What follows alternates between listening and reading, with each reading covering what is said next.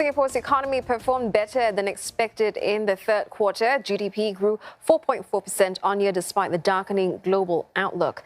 For more, we're joined by Barnabas Gan, senior economist at RHB Singapore. Barnabas, Singapore avoids a technical recession with that 4.4% growth in Q3.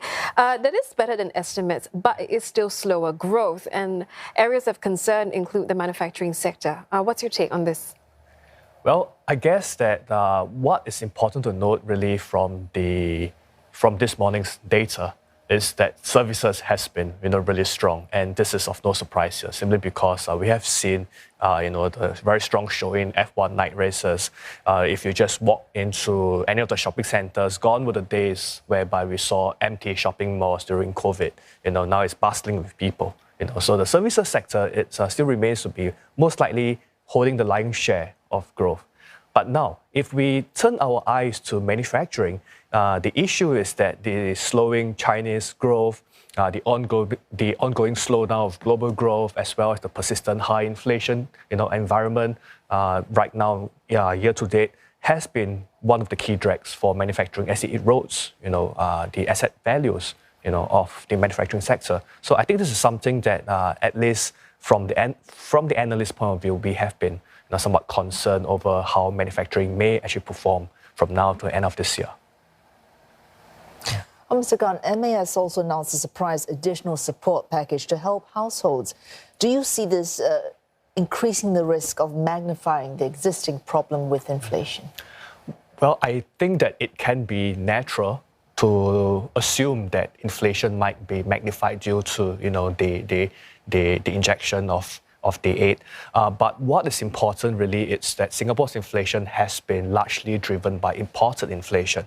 If you look at history, it is important to see that the higher crude oil prices and the higher food prices that we have seen year to date, if not from the end of 2021, has been a key driver of inflation. And less of it is really from domestic consumption. And I think what is pertinent here really is that inflation will likely stay elevated, at least from now to the end of this year, if not at least into the first half of next year. Mr. Gan, this round of policy tightening isn't exactly what economists had expected. They'd wanted perhaps an even more aggressive moves by MAS, especially with regards to steepening the slope. In this round, we saw MAS recentering the band's midpoint, in fact. Do you think that we may see more rate hikes ahead? And also, given that the MAS said that it expects core inflation to just continue rising, what is that going to mean for a country like Singapore? We import a lot, we also export a lot, both in terms of goods and services as a percentage of GDP. Yeah. So I see a two-point question, right here. I think the first point really is that the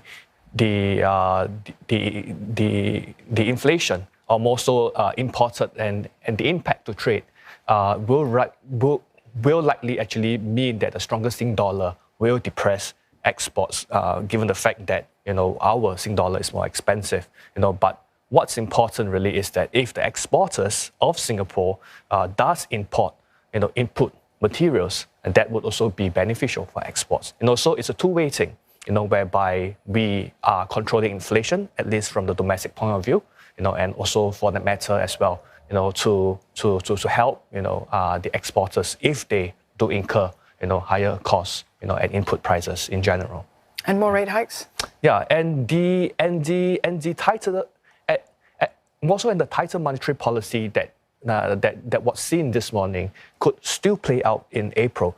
I think what is seen really is that it has been less aggressive than what the street is expecting. We were expecting a double-barreled hike simply because inflation has been running persistently high.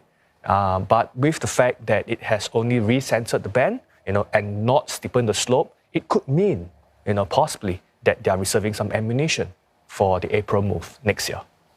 And Barnabas, given the MAS's latest tightening moves and the advanced GDP data that we saw today, what is your outlook on the Singapore economy for the rest of the year and early next year as well? Yeah. Well, so today's print has been higher than expected at 4.4% in the third quarter, and we have actually upgraded Singapore's full year growth to 3.7%. But notwithstanding the upgrade, it is important to note that growth momentum for Singapore is likely to slow into the end of this year and likely into the first half of next year for the variety of reasons. I could name a few, like the global slowdown and the persistently high, inflation and the tighter monetary policy, especially in the developed economies. These are the few things that will probably keep me awake at night. Yeah.